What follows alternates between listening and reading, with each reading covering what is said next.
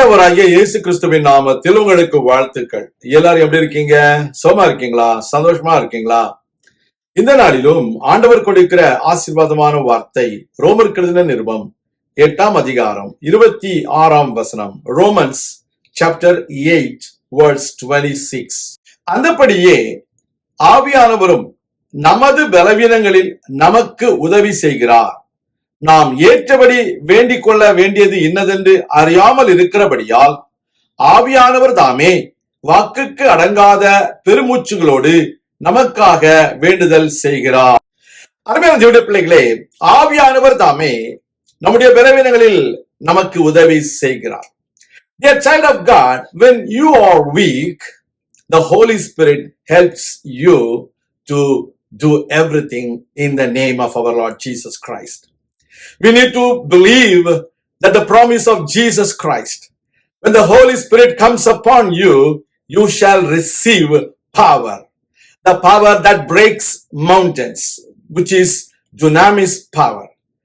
When you are weak, don't worry about your weakness, but believe that the Holy Spirit will help you and strengthen you and empower you.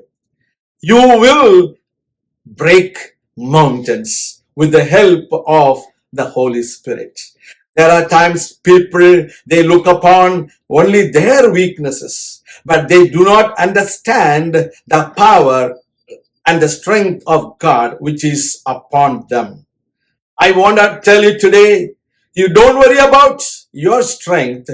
Believe on the strength of God that you receive through the Holy Spirit. The Holy Spirit will help you to do everything in the name of the Lord Jesus Christ of Nazareth. அதோட பிள்ளைகளே, நமக்கு உதவி செய்கிற ஆவியானவர் நாம் ஜெபிக்க வேண்டியது இன்னதென்று அறியாதிருக்கிற வேளையிலே நமக்காக பெருமூச்சுகளோடு கூட அவர் வேண்டுதல் செய்கிறவராயிருக்கிறார். அநேக வேளைகளிலே நாம் ஏறெடுக்கிற ஜெபங்கள் தேவனுடைய பார்வையிலே பிரியமில்லாத ஜெபமாக இருக்கலாம்.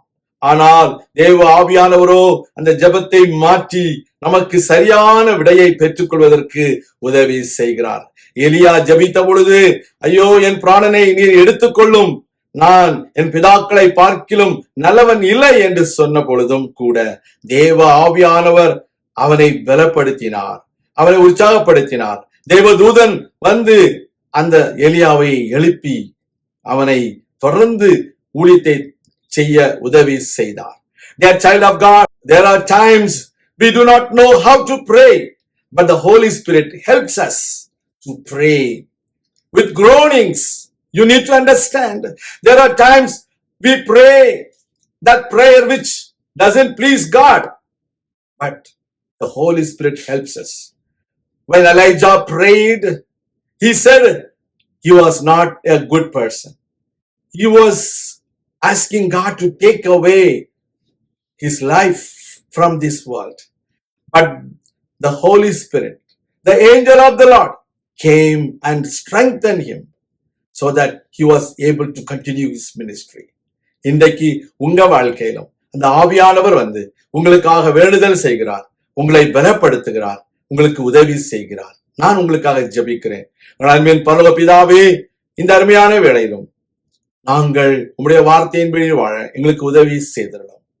நாங்கள் எங்களுடைய விருப்பத்தின்படி அல்ல, ஆவியானவர் எங்களுக்காக வாக்கு கடங்காத பெருமூச்சுகளோடு வேண்டுதல் செய்யும்படிக்கு எங்களை நாங்கள் ஒப்புக் கொடுக்கிறோம். ஆவியானவரே, எங்களை நீர் ஆட்கொள்ளும், எங்களை வழிநடத்தும், எங்களை நீர் ஏற்றுக்கொள்ளும், உம்முடைய பாதையில் நடத்தும். இயேசு கிறிஸ்துவின் நாமத்தில் ஜெபிக்கிறோம் எங்கள் நல்ல பிதாவே, ஆமேன். கர்த்தர் தாமே உங்களை ஆசீர்வதிப்பாராக. ஆமேன்.